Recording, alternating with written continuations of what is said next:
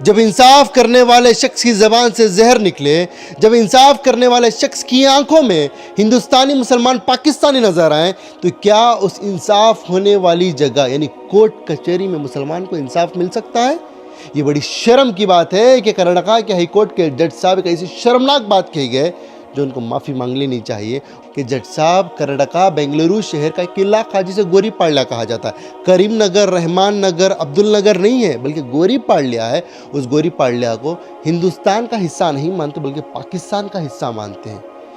ये बात को मैं एक्सप्लेन करने से पहले जज साहब का वो बयान सुना देना चाहता हूँ। उसके बाद मैं इस वीडियो को एंड तक देखें, डिटेल में पॉइंट टू पॉइंट मैं आपको बात एक्सप्लेन करूँगा। पहले वो बयान सुन लें आप। Go to that Mysore Road flyover. Every auto rickshaw has got 10 people. Every auto rickshaw has got 10 people.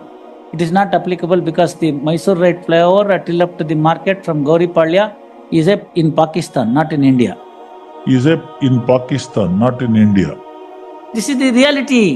ನೀವು ಎಂತಾನೇ ಸ್ಟ್ರಿಕ್ಟ್ ಆಫೀಸರ್ ಗಾರ क्या ಹಿಡಿದು ಬಿಟ್ರೆ ಅವ್ನು ನೋಡ್ತೀನಿ। असल में जज साहब को ऐसा कहना था कि जहाँ कहीं भी क्राइम होता है उस क्राइम के ख़िलाफ़ बात करना था, लेकिन उस इलाके को, उस जगह को मुसलमानों के वफ़ादारी पर शक नहीं करना चाहिए था। और इस भारत देश के एक अजीम शान टुकड़े गोरीपाड़िया को पाकिस्तान का टुकड़ा नहीं कहना था। अगर आप इस इलाके को कुछ भी बुरा भला बोलते तो मैं सह लेता, मैं सुन लेता, लेकिन आपने एक बड़ी शर्मनाक बात कह दी क्योंकि पाकिस्तान से जोड़ दिया। क्योंकि गोरीपाड़िया का ताल्लुक़ मेरा भी है, क्योंकि उसी गोरीपाड़िया की सरज़मीन से पैदा होकर, बड़ा होकर आज मैं आपसे मुखातिब हो रहा हूँ जज साहब, और मैं आपसे बात कर रहा हूँ। दरअसल में जज साहब ये कह रहे हैं कि सिटी मार्केट, बेंगलुरु सिटी का एक एरिया है सिटी मार्केट, वहाँ से गोरीपाड़िया को जाने वाला जो रास्ता है, उस रास्ते में तकरीबन 5 से 6-7 किलोमीटर का फासले का ये रोड है। लेकिन यहाँ पर कुछ ऑटो वाले होते हैं जो 10-10 लोगों को, 5-5 लोगों को अपने ऑटो में बिठाकर लेकर जाते हैं। सबसे पहली बात समझने की ये है कि जितने भी ऑटो ड्राइवर्स होते हैं, जितने भी ऑटो वाले होते हैं, एक गरीब लोग होते हैं, कुली मजदूरी करने वाले होते हैं। किसी को शौक़ नहीं होता, वरना हर कोई जज बना बैठता, हर कोई एंकर बना बैठता, हर कोई पॉलिटिशियन बना बैठता। गरीब लोग हैं बेचारे, मेहनत की रोटी रोज़ी कमाने के लिए ऑटो चलाते हैं। दूसरी बात, ऑटो में बैठने वाले जो 5-5, 10-10 की जो तादाद, जिस तरीके से जज साहब बता रहे कि 10-10 लोगों को बिठाकर लेकर जाते हैं, वो भी गरीब लोग हैं। वो अपना पैसा बचाना चाहते हैं, इसलिए वो 20 रुपये 30 रुपये देकर ऑटो में बैठकर चले जाते हैं। और जो गोरीपाड़िया की बात कर रहे हैं जज साहब, वहाँ पर सिर्फ मुसलमान नहीं हैं, मंदिरें भी हैं, चर्च भी हैं, गुरुद्वारे भी हैं, मस्जिदें भी हैं, हिंदू भी हैं, मुसलमान भी हैं, सिख भी हैं, ईसाई भी हैं वहाँ पर। जज साहब ये कहना चाह रहे हैं कि वहाँ पर ऑटो वाले जब जाते हैं इतने इतने लोगों को बिठाकर, पुलिस कुछ नहीं करती, पुलिस से कुछ नहीं होता। कितने भी बड़े ऑफिसर को आप लेकर आ जाएं, वहाँ के लोगों का आप कुछ बिगाड़ नहीं सकते। क्यों? क्योंकि वो एरिया इंडिया में नहीं है बल्कि पाकिस्तान में। कितनी शर्म की बात है। आपने पाकिस्तान का नाम तो ले लिया, लेकिन अपने देश की कमज़ोरी, मतलब आप देश को कमज़ोर बता रहे हैं, आप देश को इतना बेबस बता रहे हैं, इतना लाचार बता रहे हैं। ये गोरीपाड़िया वाले लोगों के सामने पुलिस की कुछ चलती नहीं। झूठ है जनाब। आपने शायद कितने गोरीपाड़िया के नौजवानों को अब तक कितनी सज़ाएं दे दी, कितने उम्र कैद की सज़ा काट रहे हैं, जिनका कोई गुनाह भी नहीं है, आज भी जेलों में गोरीपाड़िया से बिलोंग करने वाले लोग। शायद मुझे आज इस बात का इल्म हो रहा है कि ख़ास कर गोरीपाड़िया, टीपू नगर, आज़ाद नगर के मुसलमानों को टारगेट क्यों किया जाता है, इतने लोगों को उठाकर जेलों में डाला क्यों जाता है, क्यों बेकसूर नौजवान आज भी जेलों की सलाखों के पीछे पड़े। तो आज बात समझ में आई, क्योंकि उनको भारत के देशवासी की निगाह से देखा नहीं गया बल्कि पाकिस्तानी की निगाह से देखा गया, इसलिए उनको आतंकवादी समझते हैं। मैं गोरीपाड़िया में पैदा हुआ, आज इस देश के अंदर, इस मुल्क के अंदर हिंदू मुसलमान की एकता के लिए काम कर रहा हूँ, प्यार और मोहब्बत के लिए काम कर रहा हूँ। अगर मेरे ख़ानदान की मैं बात करूं तो जो मेरे मामा हैं उसी गोरीपाड़िया की सरजमीन से पढ़े लिखे साइंसदान, साइंटिस्ट बने। यानी इसरो में उन्होंने अपनी नौकरी की, बड़े पैमाने पर नौकरी की, चंद्रयान में उन्होंने काम किया। अगर मेरे दूसरे मामू की बात करूं तो उन्होंने वहाँ से इंजीनियरिंग की।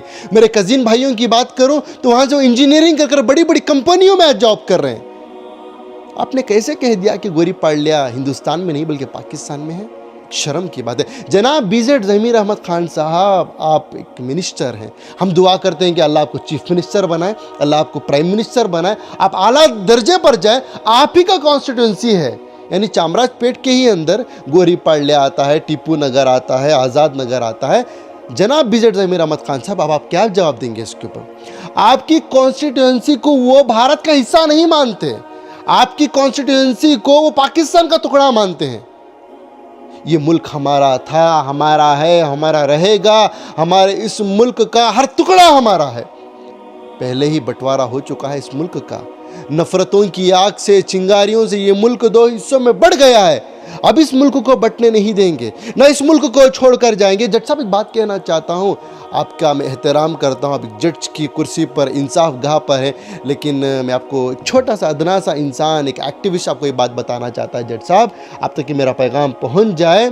आप बाई चांस इंडियन है, मैं बाई चॉइस इंडियन हूँ। गोरी पाड़लिया के मुसलमानों को ये एक अपॉर्चुनिटी दी गई थी, एक मौका दिया गया था, जाना है तो चले जाएं पाकिस्तान। लेकिन गोरी पाड़लिया के, आज़ाद नगर के, टीपू नगर के मुसलमानों ने, हमारे बड़ों ने पाकिस्तान को, कलमे वाले नाम पर बनने वाले मुल्क को ठुकराया।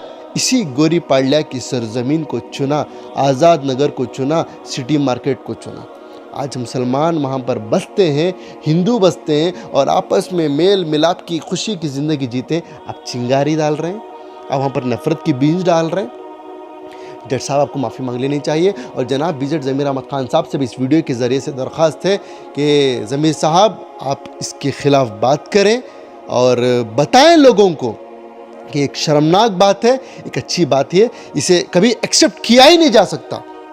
गोरी पाड़लिया की सरजमीन भारत का हिस्सा था, है और इंशाअल्लाह भारत का हिस्सा ही रहेगा। गोरी पाड़लिया का मुसलमान हिंदुस्तानी मुसलमान था, है और इंशाअल्लाह रहेगा।